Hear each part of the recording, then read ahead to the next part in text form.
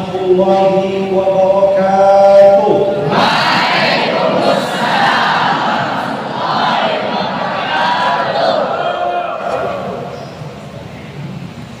Alhamdulillahilladzi anzalal Qur'an khalaqal insana 'allamahul bayan. Wa nusalli wa nusallimu ala habibina Mustafa Rasulillah sallallahu alaihi wasallam khairul anam wa syafi'una yawmal ziham wa khuluquhul Qur'an wa ala alihi wa ashabihi al-kiram. Allahumma faqihna fid din wa 'allimna ta'wila. Sallallahu ala nabiyyina Muhammad wa ala alihi wa sahbihi wa baraka wa sallam. Walhamdulillahi rabbil alamin. Pada sore hari ini kita ngopi, ngobrol perkara iman. Boleh saya minum dulu ya?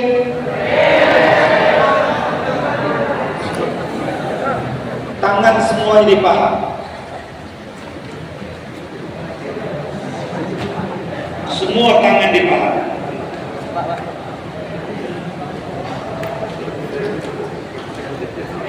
Gak ada yang bergerak.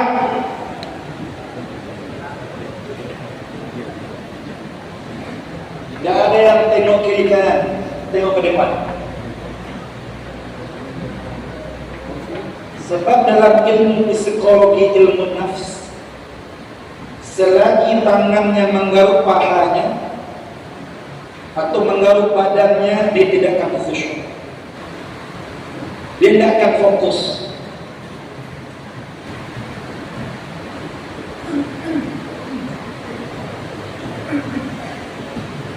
Coba lihat, kebiasaan dia kadang-kadang kopiahnya pun sebenarnya tidak ada masalah, tapi diperbaiki terus. Sebab kan sudah biasa. Nah, betul. Istama'a dengan sami'a berbeda. Istama'a itu tidak ada pergerakan, betul-betul tenang. Kalau sami'a dia berjalan, bergerak, tapi dia mendengar. Seorang santri betul-betul kalau dia ingin mendapatkan keilmuan, jangan banyak ada pergerakan. Perkara-perkara yang membuat dia bergerak, selesaikan. Coba dalam kepolisian, ketenteraan, kalau sudah berbaris, coba kalau dia berbaris goyang-goyang, itu kena sepak.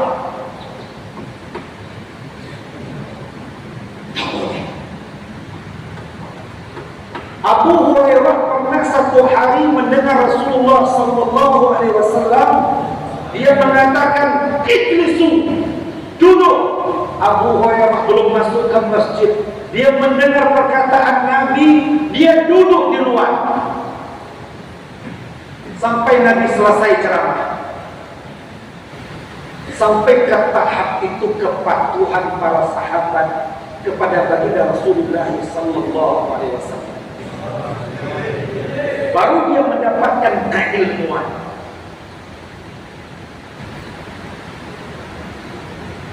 Naja'alallahu rajulun min qalbayni fi jawfi. Allah tidak menciptakan dalam satu tubuh itu dua hati. Allah menciptakan satu hati, dia harus fokus. Kalau sudah bergerak satu tangan saja, makanya dalam mazhab Asy-Syafi'i, kalau kita menggaruk ketika salat 3 kali berturut-turut, batal salatnya. Betul? Ada yang menggaruk sekali, kata lagi sekali. Walaupun 10 kali dia buat, tapi sekali begitu tidak ada masalah. Allah, Allah, Allah, ya Allah, Allah, ya Allah, Allah, ya Allah, Allah, Allah, Allah, ya Allah, Allah, Allah, Allah, ya Allah, Allah, ya Allah, Allah, ya Allah, Allah. Allah ya Allah, Allah ya Allah, Allah, Allah, Allah ya Allah. Menyebut kalimat Allah ujung lidah kita di langit-langit yang atas sebelah kiri. Allah, Allah, Allah. Ujung lidah di atas, yang langit-langit yang atas, yang ujungnya sebelah kiri di tengah-tengah. Allah, Allah, Allah, Allah, Allah, Allah. Kalau kita sering menyebut Allah, kata salah seorang dokter ini, seseorang itu tidak akan terkena penyakit stroke kalau dia rajin mengucapkan kalimat Allah. Orang yang stroke dia susah mengucapkan kalimat Allah. Allah. Betul? Maka seringlah menyebut kalimat Allah. Sama ada dengan zikir-zikir yang diajarkan oleh Rasulullah SAW. Kalimatani khafifatani fil lisan, thaqilatani fil mizan, habibatani 'inda ar-rahman, subhanallah wa bihamdi, subhanallahil azim. Ada Dr. Khalid Muhammad Khalid mengarang kitab Ar-Rijal Hawla Rasul, Khulafa Hawla Rasul. Mudah-mudahan para pengasas pondok ini memang betul-betul menginginkan santri-santri ini menjadi orang-orang seperti Khulafaur Rasyidin. Dan santriwatinya dilatih untuk melahirkan para lelaki anak-anak seperti Khulafaur Rasyidin. Coba kita lihat. Pertama, Khulafaur Rasyidin yang pertama Abu Bakar As-Siddiq. Abu Bakar As-Siddiq seorang yang bijaksana, seorang yang betul-betul apa saja yang dibuat Nabi, apa saja yang dilakukan Nabi, dia akan contoh Nabi. Sehingga satu hari Nabi mengatakan, siapa yang sudah bersedekah pada hari ini selain aku, kata Nabi. Tidak ada yang menjawab, aku ya Rasulullah. Siapa yang sudah jenguk orang sakit pada pagi hari ini? Tidak ada yang menjawab, aku ya Rasulullah. Siapa yang sudah mengantarkan jenazah ke kuburan pada pagi hari ini? Tidak ada yang menjawab, aku ya Rasulullah. Masya Allah. Abu Bakar As-Siddiq ini betul-betul, sehingga sebagian ulama tafsir mengatakan, ketika Nabi mengatakan dalam ayat la takhaf wa la tahzan innallaha ma'ana, ma'iyah, yang membedakan antara Abu Bakar As-Siddiq dengan Rasulullah SAW kenabian. Dari segi amalan, Masya Allah, apa saja yang dibuat Nabi, Abu Bakar buat. Dan yang paling hebat, usah tanya semua santri ustaz semuanya.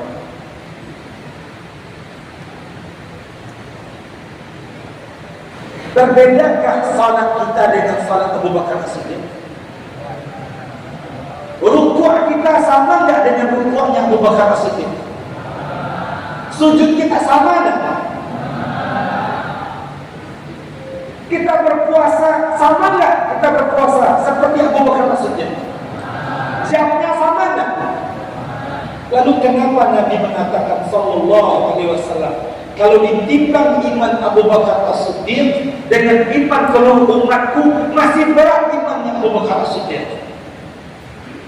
Allah, anak-anak yang dikasihi oleh Allah Subhanahu wa taala, yang membedakan adalah cinta Abu Bakar As-Siddiq kepada baginda Rasulullah sallallahu alaihi wasallam. Seluruh hartanya, anak-anaknya semuanya, bahkan semua sampai ke hewannya, semua yang dimiliki, semuanya dia peruntukkan untuk Allah dan Rasul. Khulafaur Rasyidin, kepribadian yang keempat ini menyempurnakan kepribadian seorang muslim. Kalau kita tidak memiliki kepribadian Abu Bakar As-Siddiq, milikilah kepribadian Umar. Kalau kita tidak memiliki kepribadian Umar, milikilah kepribadian Khalifah atau Amirul Mukminin Utsman bin Affan. Dan kalau kita tidak memiliki kepribadian Khalifah Utsman bin Affan, milikilah kepribadian Ali bin Abi Thalib yang senantiasa berjuang untuk kebenaran, berjihad untuk kebenaran di setiap peperangan. Siapa yang pertama mengadakan duel? Itu Khalifah Ali bin Abi Thalib atau Amirul Mukminin Ali bin Abi Thalib. Dia orang yang paling berani tentang kebenaran, sama dengan Umar. Makanya Khulafaur Rasyidin adalah role model yang dalam kehidupan kita, dan kita jangan saling menyalahkan. Kalau ada seorang kawan kita ada punya kepribadian seperti Abu Bakar As-Siddiq, ada yang keras, yang lembut menyempurnakan yang keras, ada yang pemalu menyempurnakan yang keras, ada orang yang betul-betul sentiasa tampil dalam setiap kegiatan. Maka keempat sahabat saling menutupi. Inilah role model dalam kehidupan kita. Kalau kita ceritakan 4 Khulafaur Rasyidin yang bisa baca Khulafa Haular Rasul, ya Allah, banyak kitab-kitab yang menceritakan tentang 4 khalifah ini. Kesemuanya adalah pemimpin Islam dalam kebenaran yang mengikuti Rasulullah sallallahu alaihi wasallam. Nabi sallallahu alaihi wasallam bersabda, "Khairul quruni qarni, thumma alladhina yalunahum, thumma alladhina yalunahum."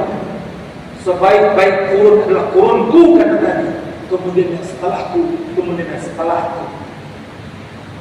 Masya Allah, mudah-mudahan ya,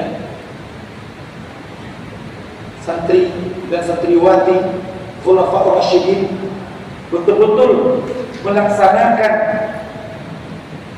kewajiban sebagai seorang hamba Allah dalam menuntut ilmu sesuai dengan apa yang diajarkan oleh Rasulullah sallallahu alaihi wasallam, dan kemudian menjadikan baginda sallallahu alaihi wasallam sebagai role model, dan kemudian juga menjadikan khalifah Rasulullah sallallahu alaihi wasallam menjadi ikutan dalam kesehatan kita.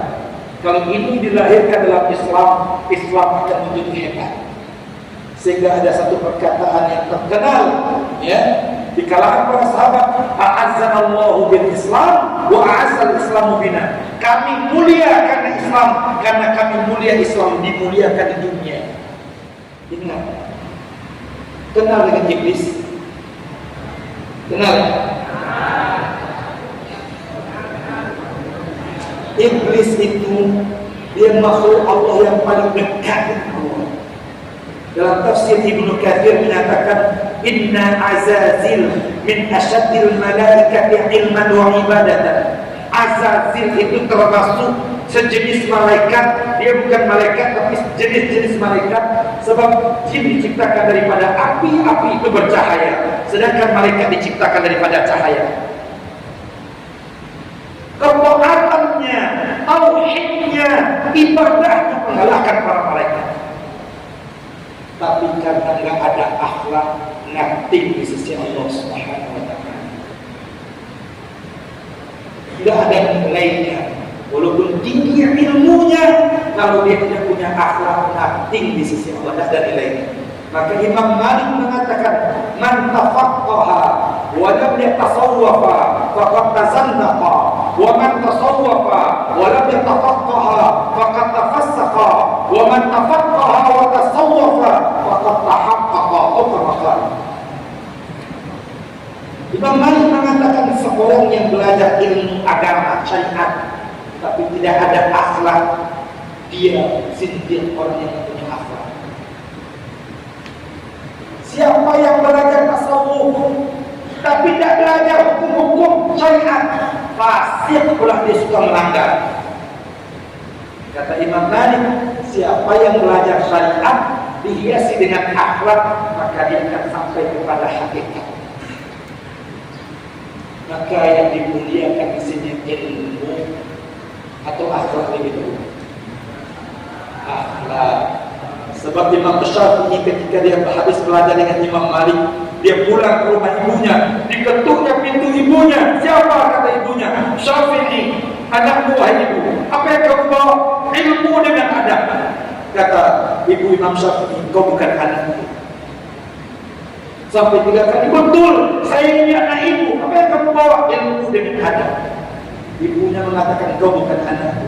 Ketika balik ke gurunya, dia bertanya, dan kemudian diceritakan, kata gurunya, wahai Syafi'i, terbalik.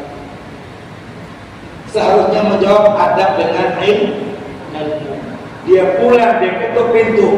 Siapa? Syafi'i. Siapa? Anakmu, wahai ibu. Apa yang kau bawa? Adab dengan ilmu. Baru dibukakan pintu. Innama bu'ithtu liutammima makarim al-akhlaq.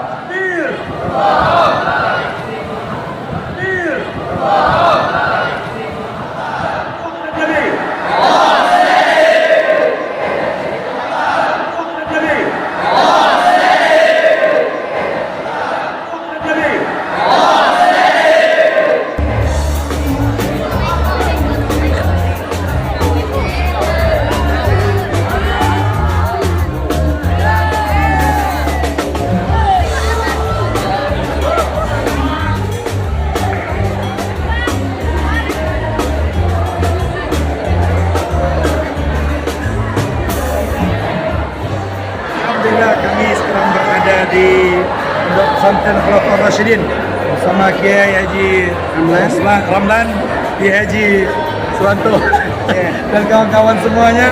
Mudah-mudahan Allah Subhanahu wa taala memuliakan kita dengan kemuliaannya, dengan ketinggiannya insyaallah.